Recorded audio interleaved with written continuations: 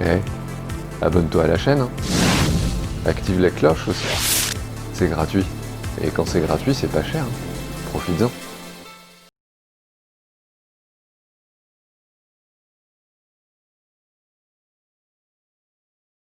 Salut tout le monde et bienvenue sur Auto Désert. Aujourd'hui, on va pas débattre sur pain au chocolat ou chocolatine, on va pas parler Covid, on va parler mal. Alors, on va pas mal parler, mais on va bel et bien parler de caisse en métal. Je vais vous montrer ce que j'ai modifié sur la mienne, histoire de la rendre plus fonctionnelle. On va parler aussi format, bref, on va parler caisse en fer. C'est parti!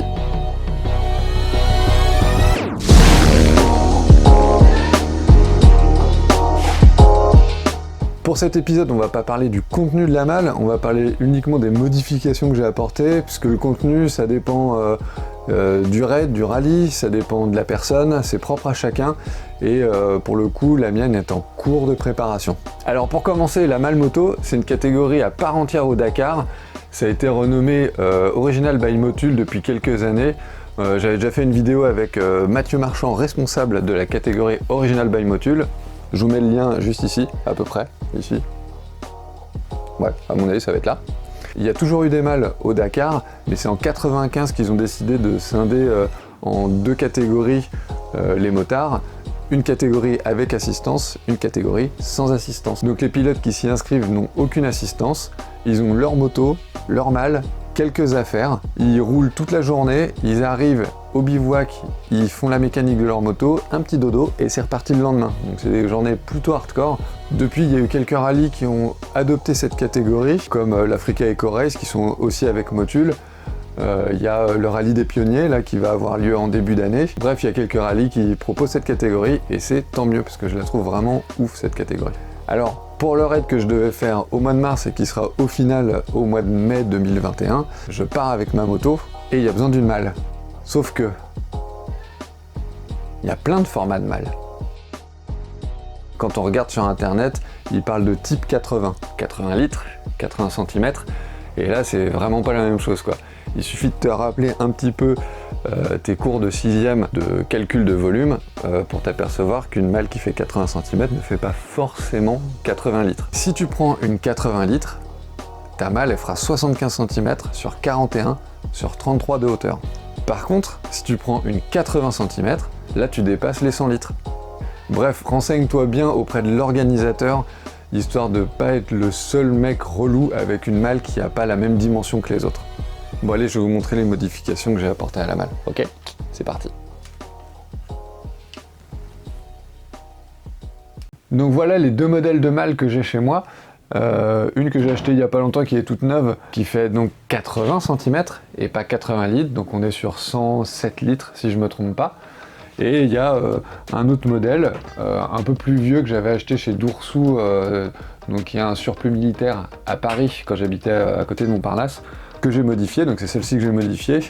Et il y en a une que j'ai achetée chez Brico, chez Casto ou Leroy Merlin, je sais plus, qui est un modèle somme toute classique, mais le couvercle n'est pas le même. Il y a un petit rebord sur le couvercle de la plus récente, qui justement aurait eu son importance quand j'ai modifié la mienne. Bref, si vous vous inscrivez à l'Africa Eco Race ou au Dakar, donc les deux sont sponsorisés par Motul. Donc Motul fournit une malle, mais si vous voulez ramener la vôtre, vous pouvez. Par contre, ce ne sera pas une 80 cm, ce sera une 80 litres. Par contre, pour le raid que moi je fais là au mois de mai, c'est une 80 cm, donc une 107 litres. Voilà, bon, c'est les petits trucs.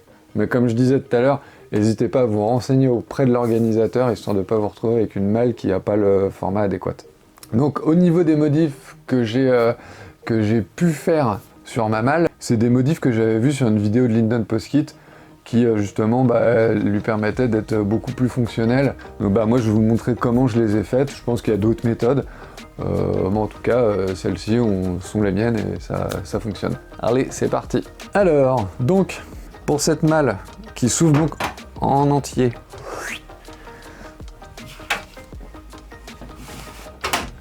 avec les petites pattes derrière, comme ça vous avez un plateau pour poser vos caisses.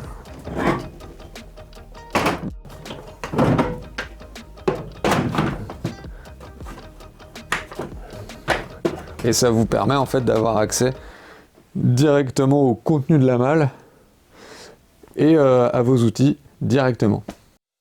En gros, ce que j'ai modifié sur la malle, donc en fait j'ai créé des platines pour qu'elles soient à fleur de couvercle, histoire de garder un espace en dessous pour ranger tout ce qu'il y a de filtre à air, filtre à huile, etc. Donc tout ça, ça peut être rangé en dessous. L'outillage, il est dans les caisses. Ça évite d'avoir les caisses tout en dessous.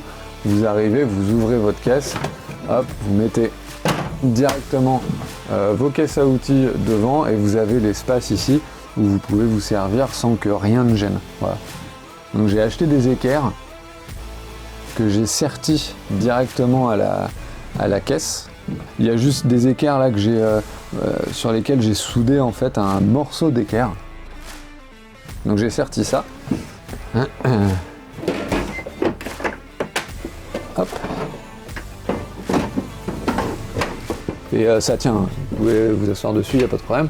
Et au niveau en fait des pattes de support du couvercle, c'est des barres que j'ai fait faire chez un ferrailleur, tout simplement à la dimension de la hauteur de la caisse. J'ai percé un petit écrou, une rondelle, et c'est parti quoi. Donc le seul truc que j'ai ajouté, c'est j'ai mis un petit aimant pour que la patte reste bien fixée au couvercle, que ça se balade pas tout le temps. Là au moins c'est aimanté. Ça permet d'avoir une petite résistance. Donc la platine que j'ai mis derrière, comme j'ai dit tout à l'heure, le couvercle de la deuxième malle a un petit retour, alors que moi sur celle-ci il n'y a pas de retour, donc en fait ça se serait baladé tout le temps. Donc en fait j'ai mis une petite platine pour que ça bloque le pied quoi. Voilà ce que j'ai pu faire comme modif sur cette caisse. Voilà, donc juste en fait des équerres qui me servent de pied pour le couvercle. Je pense que j'aurais dû choisir un acier un peu plus fin parce que là ça fait vraiment épais et c'est assez lourd au final. Bon, c'est pas ça qui joue dans le poids de la caisse. J'ai fait les petites équerres pour soutenir les caisses à outils, du sertissage, des petits trous et puis voilà, il n'y a pas de difficulté là-dedans. Bon voilà, j'espère que cette vidéo vous aura appris plein de trucs. En tout cas, pour ma part, je travaille à fond sur roadtodesert.com, histoire d'alimenter le site et de vous présenter encore plus de contenu trop cool. Bref, je suis à fond. On se revoit très vite pour le prochain épisode. Portez-vous bien. Allez, à plus. Voilà.